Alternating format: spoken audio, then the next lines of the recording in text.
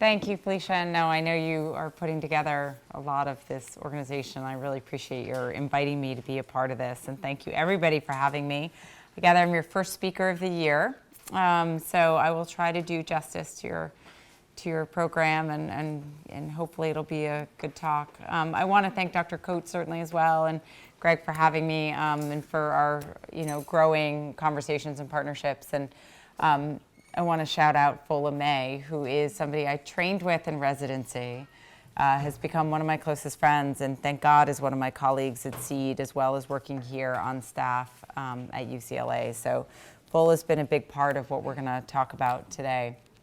So I have a task of finishing this talk in 42 minutes so that we end at 10 of.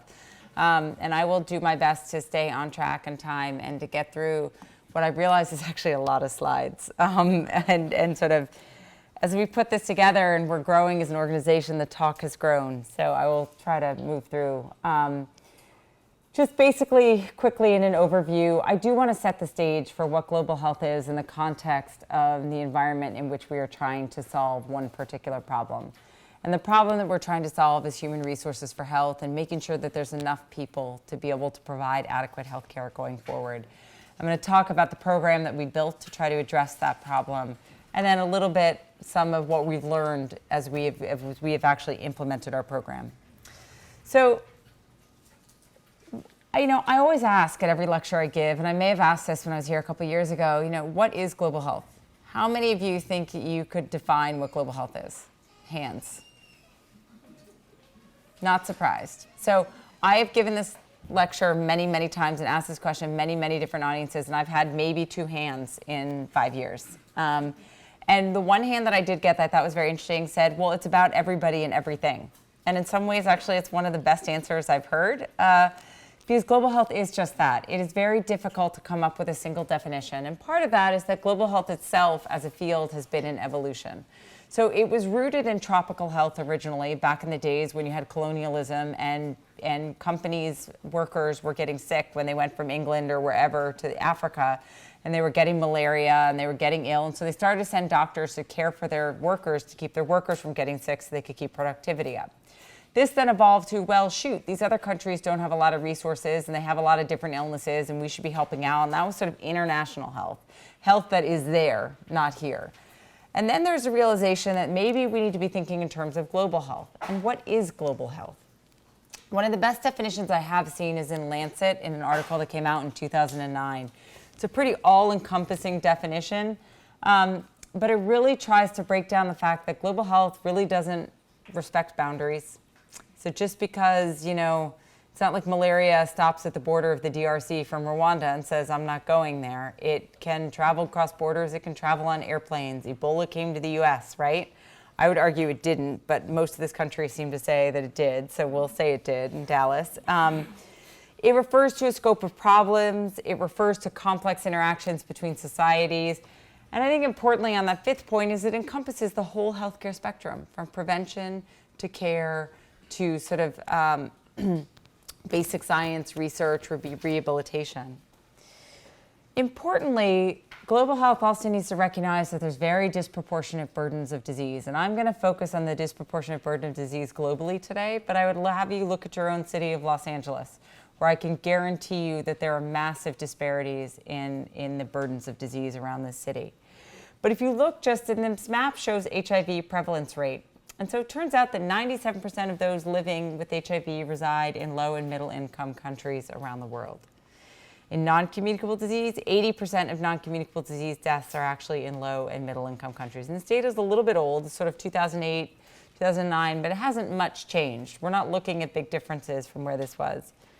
And very starkly, maternal mortality, 99% of it is actually in resource-limited countries. And so when you look at that burden of disease, we have to begin to ask ourselves sort of how has that come to be? Part of it is that if you look at the way the disease burden is spread out and what types of diseases these countries are seeing, you can break it down across low, middle, and high income countries. You can see low income countries actually have a slightly different pattern of disease than the middle and the high income countries, with more preventable disease things like lower respiratory infections, or at least treatable, very treatable. You can be curative. Diarrheal diseases, you have malaria, tuberculosis, birth asphyxia and trauma still is on there, neonatal infections is on there, and that's very different than sort of what you're seeing, at least in the patterns you're seeing across low and middle income. And what that really reflects is that there's a different set of contextual and environmental influences that are causing this sort of change in pattern in low income countries. If you look at the determinants of health, social determinants of health, there's a number, or not just social, but all the determinants of health, there's a number of determinants of health that affect you in terms of what your personal health profile is going to be. There's biological, what you're born into, genetically, do you have a congenital disease? Are you female, male? Environmental, do you have access to safe drinking water? Is your only cooking option an indoor stove, and you're therefore, that is got smoke and you're being exposed to indoor smoke inhalation? Behaviors matter immensely. And obviously the socioeconomic determinants of health will matter intensely. And so there's a famous paper that came out called the Whitehall paper in England in the 70s that showed that your health profile, your risk of dying went up infinitely with each sort of economic class that you were lower in. So the lowest economic classes had the highest rates of mortality. So we have all this sort of spheres of influences on health, but who is actually playing a role in sort of trying to make changes, or who plays a role in fixing or influencing sort of what health looks like, or access to health and healthcare is? And there's a number of different actors that we have to think about. There's the state, so that's the governments that have a role. So you have governments like the US government or the Swedish government. You have the countries themselves that we're talking about. So SEED works in Tanzania, Malawi, and Uganda. We have 3 countries there who are the state actors who are trying to implement health systems. You have civil society, NGOs that are trying to play an influence, and you have market forces. So you've got pharma and drug companies and that affect drug pricing and tiered pricing. But then you have folks that kind of fall in the middle. So like the Global Fund for AIDS, TB, and Malaria. The Global Fund is an organization that is made up of multilateral donations. So countries give money to the Global Fund, and the Global Fund then takes that money and creates a pooled market and tries to influence markets by using those pooled funds from all these individual countries. So it's a little bit market, it's a little bit state, it's also a little bit civil society, because there's some academics and some folks who are driving policy that are trying to use the Global Fund to also sort of push for policy. So that kind of falls a little bit everywhere. You've got the Bill and Melinda Gates Foundation. So Gates made all his money out of a market, but he ultimately is an individual who is who's influencing health immensely through society. So the point is that it's not clean. You can't necessarily, there's all these different folks that are involved in global health that are having influence. This slide is really just to show some of the key stakeholders in health, and I won't go through all of them, but the point is there are some very important partners that we always need to be thinking about that fall into each and every one of these realms. There's the multilateral organizations, and you have to ask yourself, what is their governance? So does the WHO actually wield influence or power and policy? It doesn't necessarily have money, but it is considered the authority. How do we interact with it? You have private sector, you have individuals, you have universities like UCLA that have got a growing partnership in Malawi, for example, that are going to be influencing health in that country. Within this, you have to realize that each individual actor also has its own complexities, and I'll just use the US governments as an example. So the US government is one of the largest funders of global health in the world, and you could say, great, US government, single entity, right? I wish it were so simple. So I mapped out the US government's work in global health, and you've got the State Department, one agency within the US government, and within the State Department you have multiple different sectors. You have USAID, the US Agency for International Development, Aid and Development. You've got the Office of the Global AIDS Coordinator, or PEPFAR. You've got the Millennium Challenge Corporation. You've got the Office of Global Women's Issues. You've got the Office of Global Health Diplomacy. And this is just a few of the offices in state. This is not actually all encompassing. I think I looked, and there's something like 26 offices that have some influence on global health from the State Department alone. But that's okay, because guess what? The Department of Defense has its own whole Bureau of International Health. But you also have the Department of Health and Human Services, which has the CDC, has NIH and the Fogarty Center and all of its individual ICs. You've got the Health Resources and Services Administration that has its own Office of International Health. You have the Office of Global Health. So that's within the Health and Human Services alone. And then you've got the White House, which has the National Security Council. All of Ebola was all dealt with by the National Security Council primarily. So that's sort of one other entity. You have the Peace Corps. Something like 60% of the Peace Corps' activities is in health or health education in some capacity. And it doesn't just stop with the agencies of the administration, because you have the legislative branch as well. You've got, so if we just go back, I put a little arrow between NIH and PEPFAR, because you also have entities that are working across agencies of government that have, are trying to combine everything. But then you have the legislative division, which is the House and the Senate and their respective foreign relations committees that are driving policy, asking questions, trying to figure out where we should be working in the world and what we're doing, and sort of advocating for the various programs that the administrative agencies are producing. And then you've got the appropriations committees that actually get to say, you know what, we are going to fund that. That sounds like a good idea. Let's actually put money into it. So every single box here is trying to drive our U.S. policy around global development aid and health. And as you can see, it gets complicated. Global financing isn't any easier. You've got the folks that are providing the money, you have the folks that are managing the money, and you have the folks that are actually spending the money. So we add a whole other layer into trying to figure out how we're going to do global health. When you look at the sources of funding, this is a 2010 article that came out in The Lancet by Chris Murray and folks at the Institute of Health Metrics at the University of Seattle. You look at the trends in spending, and if you look here, you actually see most of this has been international, individual countries that were giving huge sums of money.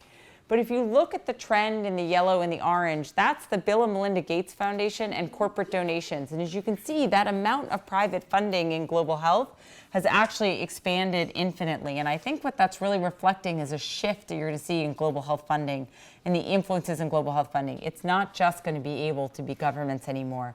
You're going to see this rise of private funding coming. The funding channels that the money goes through as well are changing. So the blue is bilateral development agencies like USAID or the individual development agencies of individual governments.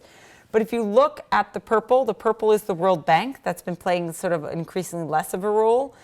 The yellow and green, again, are these private and multilateral organizations that funding is getting channeled through. So you're seeing the Global Fund for AIDS, TB, and Malaria is playing a much more significant role as a funding source. You're seeing the Bill and Melinda Gates Foundation being a much larger funding source. And so, again, this is just to speak that individual countries are not going to be the be-all, end-all for funding global health anymore. We need to be thinking about these other entities and players that are going to be playing a role, especially as you're building programs or getting involved. You want to be strategic about how you're going to build partnerships. So I want to just lay out how complex global health is, from the actors, the funders, the environment, and the world that we're trying to just basically try to do good in, right? We all see the problem. We all see there's massive disparities, but we have to figure out how to work in that context in order to be able to solve some of these problems. And so Seed Global Health got started to try to navigate that messy world and to solve the single problem of human resources for health, and the realization that people, we think, are at the heart of a health system and are fundamental to investing in people in order to fix all health problems across the board. Now, I'm going to make the argument that by investing in people, we are going to be able to address many of the health problems that we have been trying to address by disease traditionally. So in 2006, in the annual report, the World Health Organization issued this very simple idea. They came up with the data that the density of health workers, which is on your x-axis, as you increase the density of healthcare workers, you actually increase your survival. It's a shocking concept, right? It seems really master the obvious, but it actually sort of took seeing this in a graphic form for people to say, wait, maybe we haven't been thinking about this right, and maybe we actually need to be focusing on this people problem. The same report actually found in 2006, they said there's a shortage of 2.4 million doctors, nurses, and midwives in 53 countries. That just got revised in 2013 to 7.2 million skilled health professionals, so doctors, nurses, midwives in 83 countries. There are critical shortages at this point. I kept this up because I haven't been able to pull the data yet from the 2013 report, but this is just to show that those disparities and the shortages are actually very disparate across regions. So that some regions are much harder hit than others. And if you look at Africa, which is actually now should be 47 countries, this was done before there was South Sudan, and then that should be 37 countries with shortages, but the percentages wouldn't change at all. It's 78% of the countries have critical shortages of healthcare workers. Africa, if you consider the continent as a whole, and it's a very different continent with very different countries and very different cultures and very different influences to why this is happening. But as an aggregate whole, it has 25% of the global burden of disease and only 3% of the world's healthcare workforce to address that disease, and only 1% of the world's health dollars to try to rectify that. So it's a huge problem when you look at that continent alone. If you look at the maldistribution, and again, this is 2006, so I don't have all 83 countries, but I have 57 countries, sorry. The 57 countries, as you can see, are pretty clustered where those critical shortages are. And so, when we sort of look at these critical shortages, we have to begin to unpeel the why are the critical shortages in this place, because it can't just, there's a lot of influences that go into that critical shortage. The one that CEED has started to focus on is the brain drain issue. Why do people leave? So we've trained people. There are medical schools and nursing schools in this country, but why are these folks leaving these countries? A colleague of ours, Fitzmullen, who is one of our senior advisors at CEED, did a study in 2005 that got put in the New England Journal of Medicine. And he looked at emigration rates of countries, and he found that the top 4 countries that people were going to were not surprising: the US, the UK, Australia, and Canada. That's where the most people were migrating to. But where were they coming from? The number 1 country was the Philippines. Number 2 and 3 were Pakistan and India. But 9 of the top 20 countries were coming from sub-Saharan Africa. That distribution of leaving actually looks a lot like where the critical shortages are worse. So this brain drain phenomenon of people leaving is a big part of why you're seeing these critical shortages. But it's also training. So Fitz did another study where he looked at the medical schools on the sub-Saharan African continent and found that of the 198 medical schools, over 100 had critical faculty shortages. And that of those critical faculty shortages, basically, they were expected to only increase year by year. And there's many influences that go into why there aren't enough faculty. But the combination of these folks leaving and not enough folks necessarily coming through the pipeline because there isn't enough faculty to train them is just exacerbating this map that you're looking at. So brain drain, there's both push factors and pull factors that drive people out of a country. The push factors are there might be conflict, there might be, there might be conflict, there might not be enough food, there might not be schools for your children to go to, you want better opportunities, you're sort of pushed out of your country. The pull factors are, turns out the US and the UK have pretty liberal foreign visa policies for people to enter the healthcare system because we have our own healthcare shortages in this country that we're trying to fill. So we make it easy for people to come if they're in the health sphere. And so those are sort of the pull factors that can pull people out of a country. There's also internal brain drain. So these are the NGOs that go in with the best of intentions. And, this isn't calling anybody out. These are just icons to represent NGOs. And I have our own up there. But we also contribute because we pay well, relatively. We have job security. We provide international travel opportunities, academic environment, whatever it is. That's pretty attractive to somebody who's getting beaten up in their healthcare system day in and day out without resources. And so there's this internal brain drain phenomenon too, where many of these entities are pulling people out of the private sector. And we need to think very seriously about this when we're hiring or when we're engaging people to be the public sector, when we're engaging people in the system. So all this has added up to a leadership gap where in the most recent movements of public health, there's been huge influxes of money to increase access to care. And that meant there's been a rise of community health workers, frontline healthcare providers that increase access. But there's not been an equivalent rise in health leadership, skilled health professionals and faculty. folks who are able to actually continue teaching and be investing in the healthcare system and pumping out additional providers. A lot of the training that's happening is being done by external entities that train and then leave, and there isn't a sustainable pipeline to keep those entities going. This can be reflected in a leadership gap here on this map, which a colleague of mine typed in the word HIV to PubMed, looked at the first 300 articles that came up with HIV, and mapped the first author's home institution. It found that 37% of those articles were written by North American first authors, 21% by European first authors, and only 7% by sub-Saharan African authors, where HIV, 75% of the global burden of HIV resides. Which means there's a complete mismatch between those that are asking the research questions and those that are living them every day. And this is part of the gap that we need to think about how we're going to close. There's a specialty gap in training.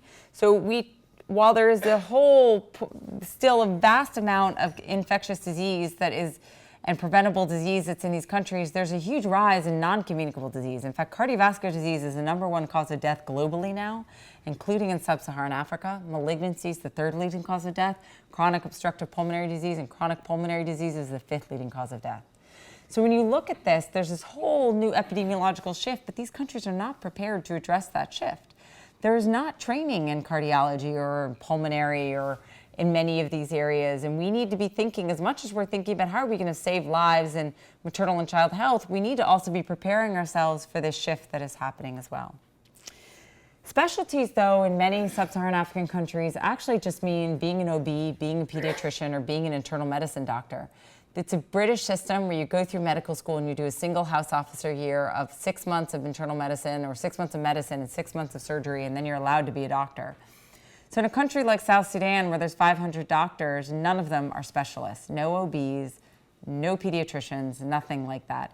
And to get trained in that, they have to leave the country, and it costs about $25,000 to train these folks. South Sudan estimates they could train about 3 people for the same amount of money if they had the infrastructure and systems in place in their country to be able to do so. So it costs a lot to maintain this system. There's a power in a specialist as well, because one OBGYN can train a skilled birth attendant that can recognize labor and assist through a basic delivery.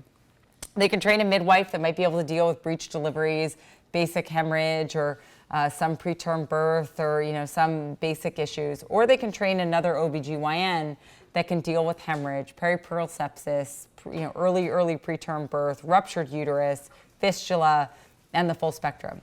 And that OBGYN can again train across the healthcare system. So there's a really powerful force multiplier by ensuring that we're training these high-level folks that can provide excellent care but can also train. So it's with this idea that we started Seed Global Health. So the idea of Seed Global Health really came in part, at least to me. It turns out other folks were working on this, but came when I was training at Mass General with FOLA. I did medical school in the area and then went on to do my residency and fellowship there. And we spent time abroad, and we realized that many people were flying in, delivering care, leaving, and there wasn't anything being left behind. There was no transfer of skills. There was no sustainable investment being made, and it seemed kind of dumb. And at the same time, we saw lots of folks that were really engaged and interested in global health and wanted to do something about it, but had no programs to be able to do it. They were doing something like working nights for 3 months so they could get enough money to go abroad for 9 months, and it wasn't enough time abroad to be meaningful, and it sucked to be home here working nights, and you sort of had this very bad system, and they had loans, and it just seemed like there had to be a way to bring this all together. And so with that in mind, we realized that this is more just gratuitous pictures. I realized I didn't know the slide was in here, to be quite honest. So this is, it was this realization, but it's all part of the same saga of need. It was this realization that, we needed to be cobbling something together. And the question was, how could we do this? And it seemed like there was a ripe opportunity for the US government to potentially create a program for international health service that could provide the program and the scaffolding, the infrastructure for the folks who wanted to be engaged in global health, but could create a responsible way for folks to do it. So this picture on the left is actually me as a 4th-year medical student delivering a baby. I had no right to be delivering a baby as a 4th-year medical student. And I think for me, it was a real lesson that we were putting people in a system in an unsafe way. And there needed to be a better structured way to do this. And this was all part of building the idea of SEED. The idea of Seed Global Health and the program that we built with Peace Corps was built in large part on some examples that already existed. So take a country like Cuba, where in 1959 there was a revolution, and part of that revolution, health became a fundamental human right, with the idea that everybody deserved it. And as a result, they were going to take that idea and promote it internationally as part of their international diplomacy efforts. And the idea, in their case, of spreading kind of communism and goodwill and you know, access for all, if you will. But through that, they've sent tens of thousands of doctors to various countries around the world to deliver care and teaching. And a study was done through the Rockefeller Center that looked from November 1999 to February 2004 to look at the impact of this Cuban sort of exportation of doctors, and found that they did 400,000 deliveries, about 12 million health promotion activities, and almost 1 million medical education courses for local personnel was their reach. There's domestic precedents for programs that reward service. So the National Health Service Corps, if you work in an underserved area in the U.S. or on one of the reservations, you can get for 2 years, you can get loan repayment for that. West Virginia's implemented it to incentivize people to stay in the state and work in rural areas. And Harvard Medical School actually put a program in place to incentivize people to you get loan repayment if you commit yourself to public service. And I believe now there's a system coming here where you get free education tuition if you go into public service, or everyone's just getting free tuition. There's some discussion. I don't know. Now everyone's just free here, so it works out. But the point is, there's an understanding that this idea of service in medicine needs to be incentivized and rewarded better than it has been. So where to nest this in the US government is the question. And so we do have a history of service in this country, which I think really kicked off in the 1960s. And it was in the 1960s that President Kennedy gave a speech at 2 in the morning in the steps of the University of Michigan and laid out impromptu the idea of the Peace Corps. And in his speech, about 2.5-minute speech, he asked very directly, how many of you who are going to be doctors are willing to spend your days in Ghana? So there is this sort of seed, if you will, forgive the pun, of this idea of international health service that had already gotten started but had never quite taken hold. Well, folks had tried to build on that. So when PEPFAR was announced, the President's Emergency Plan for AIDS Relief, which was $15 billion back in 2003, to go forth and to treat people for HIV, because we suddenly realized we could, and that it was a moral imperative to put drugs, into the system to treat people. The IOM, the Institute of Medicine, asked very directly, how are we going to actually do that? What is the people? How are we going to teach people? How are we going to make this happen? And they actually spelled out the idea of a global health service corps. Doctors and nurses and others going abroad and teaching people how to care for HIV. I don't think anybody read past the executive report, because nobody, if you did, you would understand it was about teaching and training, and it got called medical tourism, and nobody really bought into it. At the same time, Senator Frist tried to issue a bill on the Senate floor that was going to promote this whole effort. Senator Frist was one of the original authors of PEPFAR, and he tried to get it forward, and it never got out of committee, basically, and nobody was willing to take it on, but it never got legs. So legislation was already a waning prospect. So as we were coming out of our training at Mass General, we decided, you know what, we were an optimist about government. We're going to make this work. We're going to just start as a grassroots movement, and we're going to start to shop it around in government and see what we can do. So we wrote about it in the New York Times, and we published in the New England Journal of Medicine, and we started to build a movement. And then we got connected to folks that wrote that IOM report, and Senator Frist actually reached out to us and said, wait, this is great. We've been trying to do this. How can I help? And we started to build a movement. And then we got lucky. We got lucky because the Peace Corps came to Boston and basically had a forum with the then current director and 3 former directors. And we just asked an anonymous question at this public forum, and we said, what do you think about the Peace Corps sending doctors and nurses abroad as educators to train, to teach, and to build capacity? And they all said yes. And I don't think they counted on us elbowing our way to the front of the room and saying, great, we're going to come to Washington and we're going to do this. But to their credit, they said, sure, let's meet and let's make this happen. And what we built from that was, one, momentum, capitalizing on PEPFAR's decision around that same time that they were going to put another $48 billion into PEPFAR and HIV/AIDS.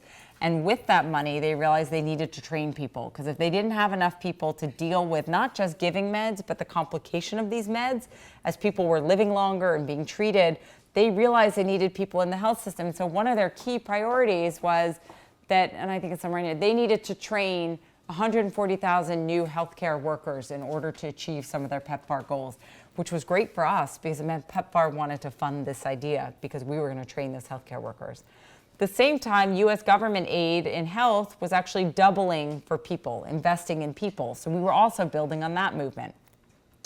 We launched in 2012 in a formal launch in Washington, D.C., where we really announced this program. We opened applications, and it was in 2013, July of 2013, that we sent out our first class. And this is them being sworn in at the White House as a new sort of kickoff to who the new face of Peace Corps and a new era of international health diplomacy. We called them our global health pioneers because we told them they'd be building this plane as they flew it. Kieran, who is here, and she's on staff at UCLA. She just finished 2 years of working with us at SEED. She's going to continue to work with us as our clinical director for pediatrics. Kieran was part of this pioneering class. And it was just a really exciting time to see them. That's you way in the background. To go, I don't know if you can see her, but just for fun, she's way back there. So I probably have an arrow thing, and I just haven't used it. But so off they went to 3 countries. The Peace Corps started taking applications.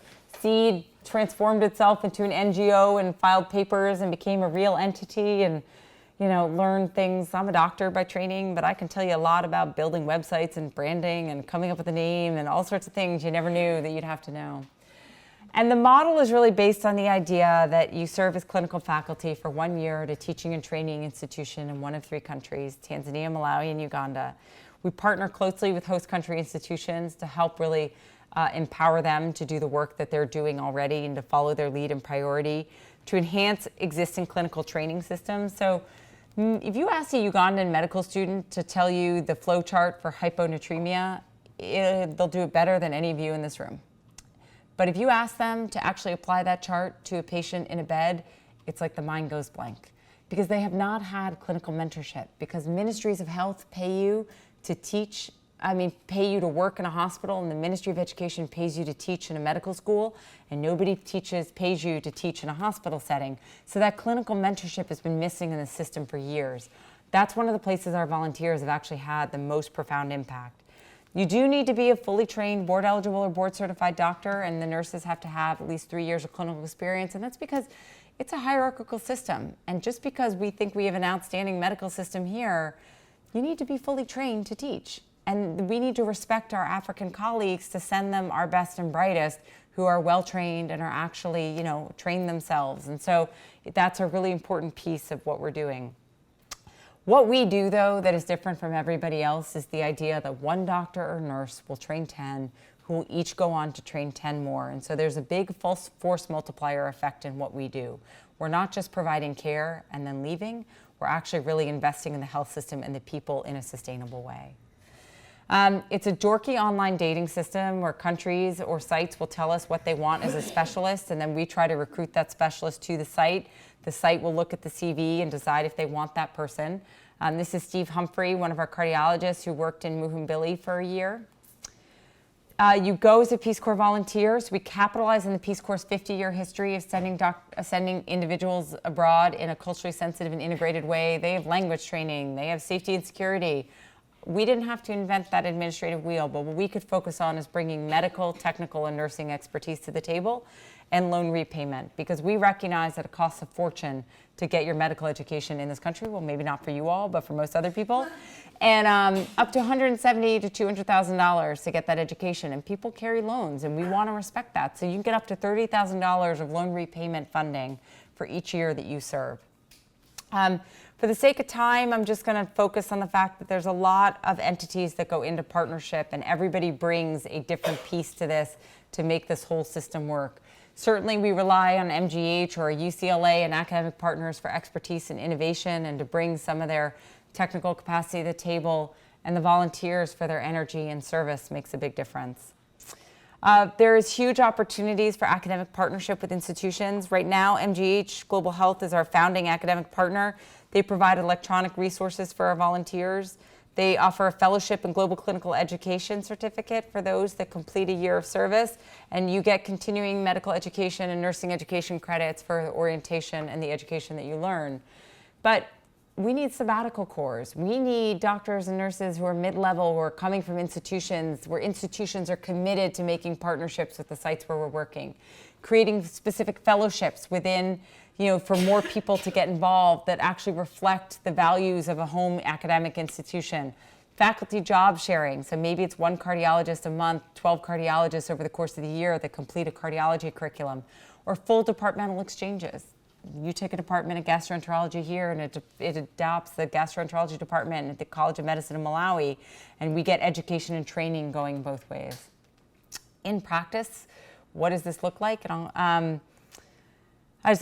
We'll get to, I want to just focus on the bilateral piece for a second of departmental exchanges, because with the rise of global health and the issues you're seeing in airplane travel and all these things, it's some of the conditions that you might see in the countries there, you're actually very likely to see here as well. So there is an importance to being exposed to all different aspects of care.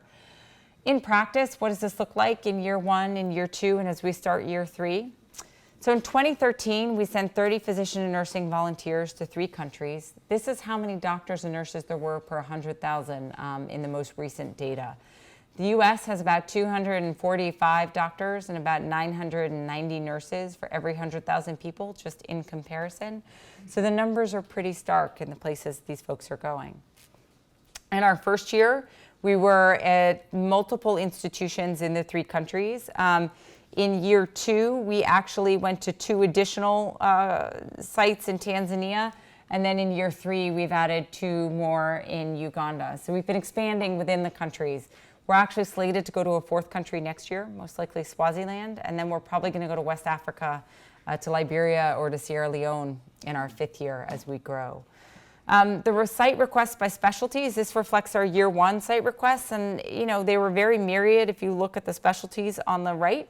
I just want to flag, they're not just your basics. They wanted some very specific areas in some cases.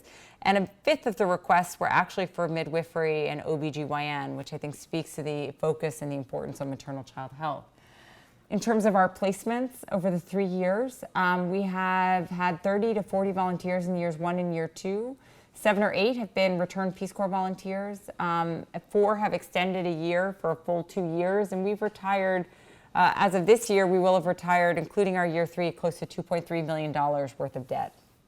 The specialties, again, range enormously across individual years, and so we have some subspecialists who have gone throughout the years, and those have made an important difference. We've had surgeons, we've had pediatrics, anesthesia. So in each year, we have taught over 2,500 trainees. We actually taught 2,800 trainees in our first year. We have taught a number of individual courses, skills, morbidity and mortality, bedside ultrasound, chest tube placement, code resuscitation, in over 75,000 work hours or service hours. This is just our year 1 outputs. You can see there's a whole variety of different types of students that we've taught. These are the physician volunteers, including clinical officers, medical students. We have taught medical staff themselves. In some cases, we've taught nurses, but there's quite a few.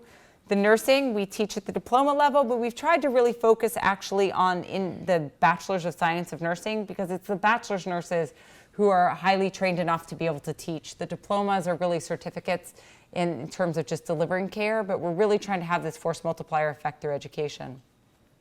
If you look at work hour distribution, nurses spend a lot of time in teaching preparation and a lot of classroom and mentoring teaching. So if you sort of look at this side of the pie, teaching preparation, informal and formal mentoring, a lot less is actually spent sort of clinically rounding and teaching, which is very different than the docs that are spending a vast majority of their time on clinical rounding and teaching. And that's really the difference in the profession. And we're trying to help move that dial so there's more clinical preceptorship happening in nursing now, which I think is going to be a very exciting innovation and an area that not many other people are working. A lot of our volunteers did additional projects, and this is just to show you a sampling of the ways that our volunteers have gotten invested in the field. Just some key outcomes. The students felt that there was a strengthening of clinical supervision and teaching, and promotion of critical thinking. Faculty appreciated the new teaching methods and the support and model of professionalism. And the institutions really felt that there was an expansion of physician and nursing education opportunities, which is an important thing that combats brain drain, because one of the main reasons that people will leave countries is not just salary, but the lack of professional development opportunities. We helped build resources and develop curricula. I'll skip that for the sake of time. Importantly, there are bilateral benefits to exchange. So there's data that shows that global health rotation improves skills in history taking and physical exam. They expose trainees to a broader scope of disease and conditions, and there's an increased appreciation for sociocultural aspects of care. We also know these folks are more likely to work with at-risk populations and in underserved specialties when they come back, and SEED will be studying our own graduates to try to get an understanding of that impact. I talked a little bit about growth, so I'm just going to skip that. What I really want to do actually is end on stories. And I have 3 sort of stories to focus on, but I'll just give this one, Maureen, for the sake of time. So Maureen was one of Kieran's colleagues, and Maureen was an OBGYN that worked in northern Tanzania. She, within 6 hours of being at her site, Maureen was called urgently to an operating room. She literally was unpacking, and she got called to the operating room where there was a pregnant woman on the table who she realized she could not save. She tried to save the babies, and she said she performed her first ever postmortem C-section. And she lost what was undiagnosed twins, and both babies died. She was completely shaken by this. She'd been at the site for 6 hours. The problem was it happened again the next day. She got called urgently to the OR, again, a mother in complete distress. The baby had died, and she just thought, I'll be damned before I lose another life. So she performed the life-saving procedure, the hysterectomy, that saved this woman's life. And she saved this woman's life, who had 5 children at home, who this woman would now go home to. Those 5 children are now less likely to be socio and economically disadvantaged for their lifetime, and if she had children under the age of 2, less likely to die. But she also helped influence the lives of many women in northern Tanzania, because Tanzania is a country where 1 woman dies every hour from a complication of pregnancy or childbirth. And Maureen helped teach her counterparts how to do this hysterectomy and the reasons why to do this hysterectomy over the course of the year. So that now that procedure is there for the many women who labor in the village for 3 days, have a ruptured uterus, and come in. They now have a life-saving option because of Maureen's teaching and education. Maureen also went on to teach the nurses updated labor and delivery protocols. So she taught 45 nurses labor and delivery protocols. And after she taught those folks, she basically, a bunch of people came in from the district a week later and said, when did you come to the district and teach? And she said, well, I didn't. Turns out the 45 labor and delivery nurses she taught had gone into the district and taught the nurses themselves. So she had had an impact horizontally across the healthcare system through her teaching the labor and delivery nurses. And I think the final slide is, she realized that none of her students knew how to sew a vaginal laceration. And so she said, how am I going to teach students to be exposed enough to didn't even know what to do, recognizing I can't oversee every student that I have coming through here. So she did a workshop using foam and coffee filters. She built a bunch of vaginas, and she taught everybody how to do lacerations. And so Maureen is just one example of the outstanding volunteers we've had, because Kieran can tell you many similar stories in pediatrics that she had in northern Uganda during her time and work there. She worked with Matt. Matt told us as he was leaving that he had 5 graduating students who had asked to stay on as house officers, which was basically an unprecedented ask in the Department of Medicine. And it was very much credited to the teaching that he and Kieran's other colleague had done in internal medicine. Kelly's a nurse. She had 160 nursing students, only 2 of which had actually chosen to go into nursing. 158 didn't get into med school, didn't get into pharmacy school, and didn't get into vet school, and they became nurses. Kelly spent the year trying to show them that they could actually be advocates for their patients. They could actually teach the medical students clinical exam. They could actually have clinical decision-making power. They could let their patients, even if they were going to die with dignity. And so then when she did her end-of-the-year reports, she got told by the vast majority of her students that they felt that they'd now chosen the best profession in the world. And importantly, many of them couldn't wait to teach that to their own students. And so you see sort of the impact that Kelly's going to have across generations. And so that's a big part of what SEED is doing and hoping to do and continues to do with the help of Fola and Kieran, and hopefully partnerships with UCLA, and hopefully all of you who will come and join this program when you are done with your training in many years. So thank you very, very much.